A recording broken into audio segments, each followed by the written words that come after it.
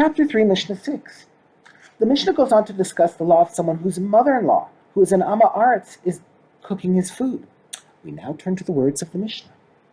One who gives raw food to his mother-in-law to cook for him must tithe what he gives her and what he takes back from her. The reason for this is because she is suspected of exchanging that which spoils.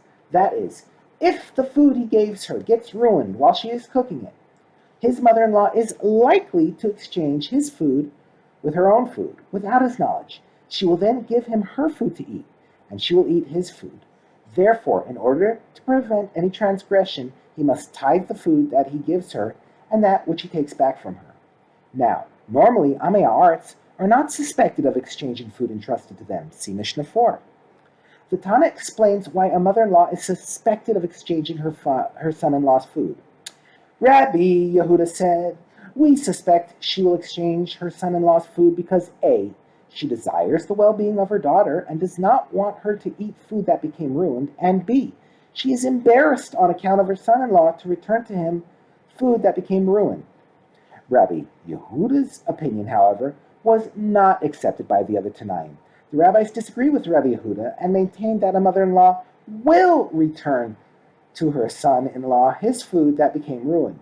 Accordingly, the rabbis are not concerned that she will exchange his food with hers. Therefore, the son-in-law does not need to tithe the food that he gives her, nor the food that he takes back from her.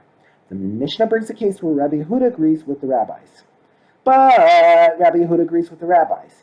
In the case of someone who gives his mother-in-law non-Shvius food to prepare during Shvius, that even if the non-Shvius food he gave her gets ruined, she is not suspected of exchanging it with produce of Shvius, and thus feeding her daughter produce of Shvius. Although Rabbi Yehuda is concerned that the mother-in-law might replace her son-in-law's food with untithed produce, he agrees that she would not replace it with Shvius produce. Amei Haaretz consider the loss of Shvius more serious than the laws of Maasros, and the mother would not exchange her son-in-law's food with Shvius produce, since it would cause her daughter to eat Shvius produce in an unlawful manner. Thus, the Chaver need not be concerned that his mother-in-law returned Shvius produce.